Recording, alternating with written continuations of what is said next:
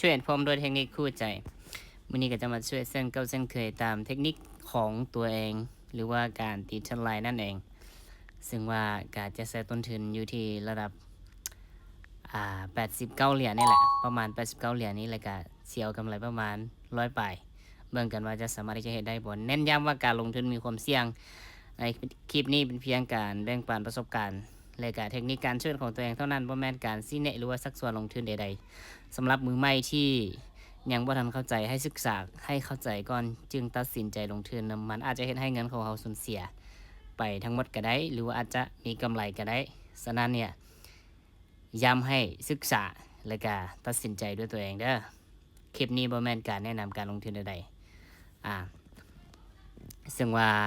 ในเรื่องของการเทรดที่ค่อยเทรดตลอดก็คือค่อยจะเทรดตามการตีสไลด์นั่นเองนั่นแหละ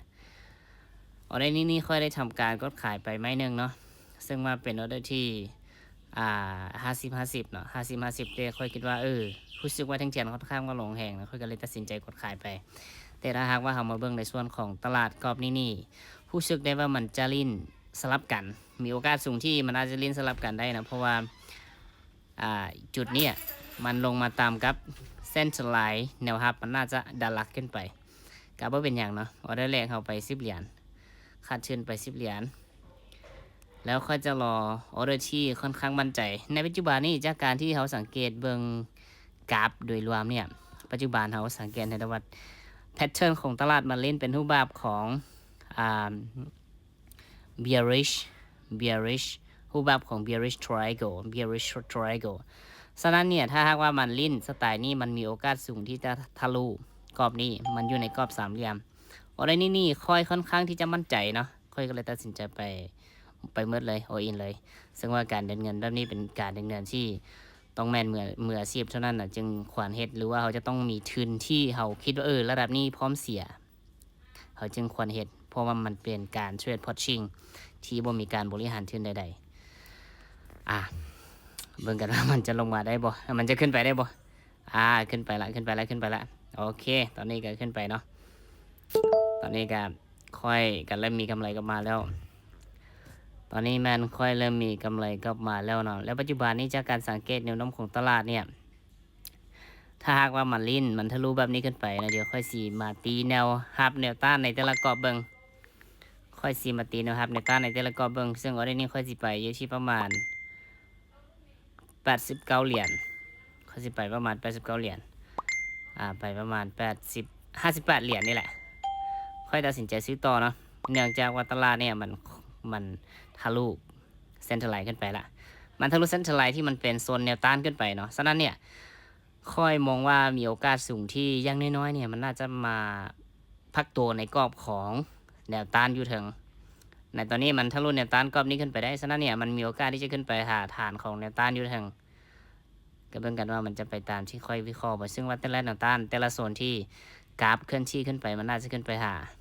กะระดับนี้เนาะโอเคแนวต้าน2จุดที่ค่อยคิดว่าเวลาที่เทียนขึ้นไปมันมีโอกาสที่จะพักตัวนะหรือว่ามีโอกาสที่จะกลับตัวลงมาเนี่ยก็คือ2จุดนี้เนาะจุดที่1แล้วก็จุดที่2กะเบิ่งตัวจริงว่าการเคลื่อนที่ของทั้งเทียนมันเป็นแบบใดก็คือถ้าหากว่าลิ้นสไตล์แบบนี้เดี๋ยวนี้ค่อยสิลองขายบัดนึงเป็นออเดอร์ที่บ่มั่นใจค่อยขายบัดนึงซึ่งว่าเดินน้อยๆก่อนค่อยเดินเพียงเต10เหรียญลองตลาดเบิ่งก่อนว่าออเดอร์นี้มันจะลงมาได้บ่เพราะรู้สึกว่าความดันในเรื่องของแรงดันแท่งเทียนเขียวนี่มันบ่ค่อยที่จะแข็งแรงปานใดค่อยเลยตัดสินใจลองขายเบิ่งแต่ว่าเป็นออเดอร์ที่ค่อยบ่ได้ซีเรียสบ่ได้จัดในออเดอร์ที่ค่อยคิดว่าน่าจะเอากำไรลองเทสตลาดเบิ่งก่อนมันนิ่งไว้โอ้ลงมาบ่ได้แบบนี้ลงมาบ่ได้มันก็ลงมาอยู่นะแต่มันดันราคาขึ้นไปช่วงท้ายลงวินึงดันวินึงวิเดียวดันได้2แทงแดงเลยกับแทงเขียวแหงซื้อมาอย่างต่อเนื่องปัจจุบันแหงซื้อมาอย่างต่อเนื่องเนาะราคาอีทูเรียนมีที่ 2,022.82 ประมาณนั้น